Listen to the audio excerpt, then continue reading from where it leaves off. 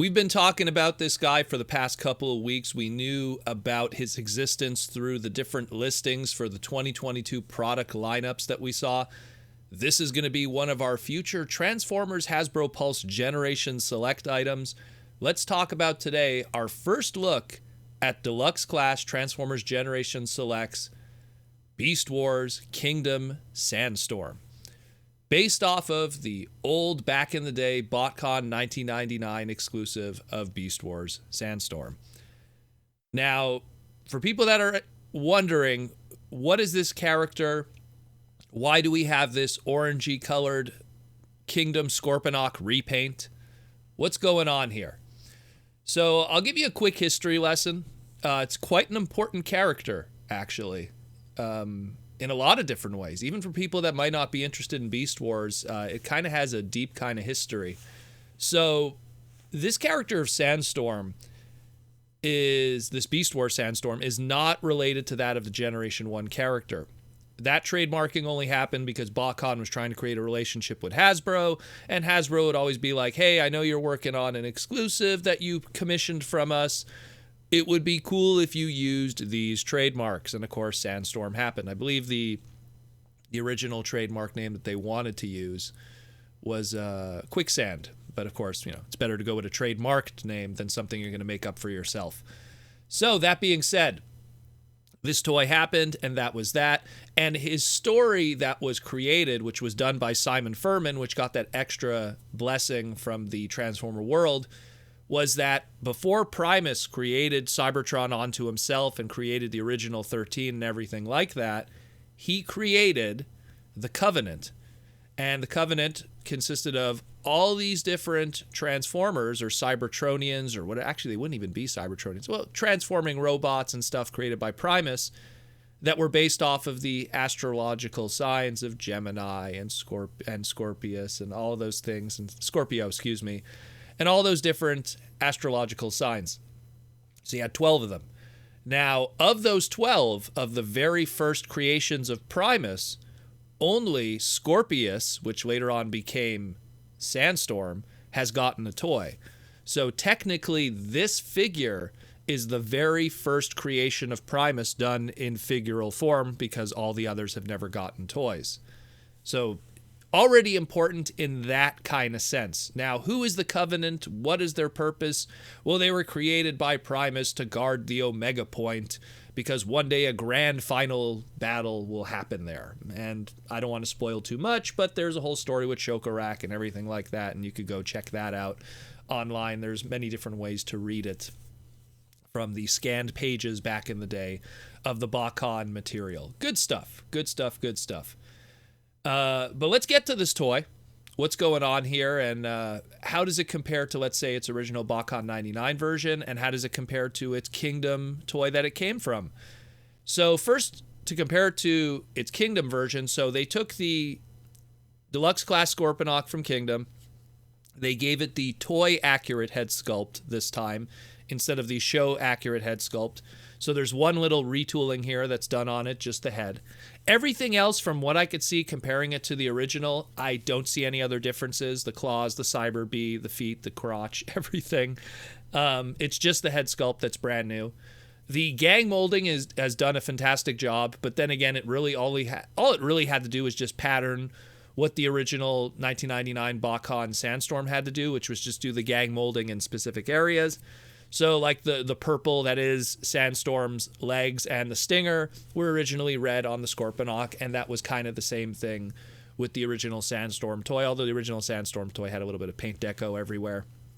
It's not the same hue of, let's say, I guess, charcoal gray a little bit, or not charcoal gray, maybe like a lighter gray, but it's not bad. It's not bad. I dig it. I see where they're trying to go with it. And the fact that we got the unique head sculpt, which rumored is also supposed to show up on the 4-pack Scorponok from Target through the Buzzworthy Bumblebee line, a toy-accurate Scorponok toy that's supposed to come out also. It's a little bit of a preview of that, of how that head sculpt's going to look. Pretty cool stuff. Also comes with the Cyber Bee, much like the original Kingdom Scorponok toy and the original BotCon 99 Sandstorm, which is all based off of Scorponok. The Cyber Bee, what's interesting about the fiction with this one is that Sandstorm Cyberbee apparently holds the spark of one of his long dead comrades, and we to this day we still don't know who that character is. Was it a Predacon? Was it someone from the Covenant? We don't know. Again, considering Sandstorm's fate, that character probably is no longer with us, but that's a whole other conversation. The funny thing, too, about Sandstorm also I forgot to mention was at one point during the early days of rebellion of the Predacons, he was the leader of them, too. So very important little character here. It has a lot going on in terms of his background and his fiction and everything. But I'm just happy that they're taking the Scorponok toy, retooling it and giving us a lot of the different repaints that this original toy had many years ago. Again, the original Scorponok had his original release back in the day. Then it had a more show-accurate color scheme that Japan had a year later. Then, of course, it had the BotCon Japan 1998 Double Punch repaint, which had a very different kind of color scheme. And then, of course, in 1999, we got the Scorponok version here. And then, of course, this not Scorponok, Sandstorm color scheme we have here.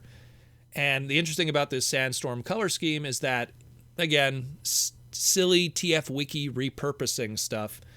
Supposedly they repurposed it into Shattered Glass Scorponok also. So if you want a Shattered Glass Scorponok, here you go.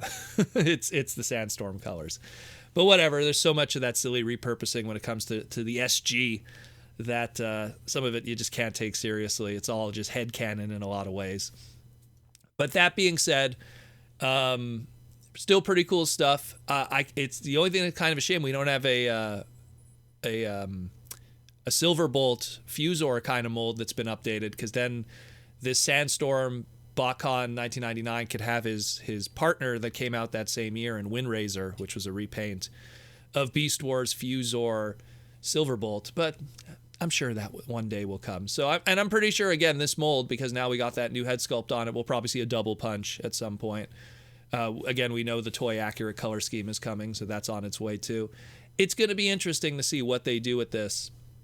And again, because of the history of this character, it's going to be a pickup for sure for a lot of people. Again, this is technically Primus's first creation, the very first thing he ever created. And I think it looks fantastic. I think they did a good job. Obviously, it's not 100% copying the coloring of the original toy, but that's pretty cool. And maybe it gives me a kind of a sick, twisted hope. Maybe with that Beast Wars Scorponok reissue that we have out right now in stores, that's based off of the original toy. Maybe they'll take that and do the BotCon colors justice, and we'll have the first ever BotCon toy. Oh, no, technically not. Maybe some of those classics ones kind of, I don't want to say they got a reissue, but they got a retread in a lot of ways. But maybe we'll see BotCon Scorponok get a reissue. I doubt it. It's not going to happen, but it would be interesting to see if they took some of those old BotCon colors and put them on retail product. Would be very fascinating to see. Either way, pretty cool stuff. I dig it. I mean, this is something definitely I'm going to pick up. It's those nice historical Transformer fiction and Transformer background characters that I love to talk about and I love to flesh out more. And they just don't get a lot of figures. They really have to wait for these moments like these, like a Scorponok Kingdom figure, to kind of get that opportunity. So let me know what you think about him.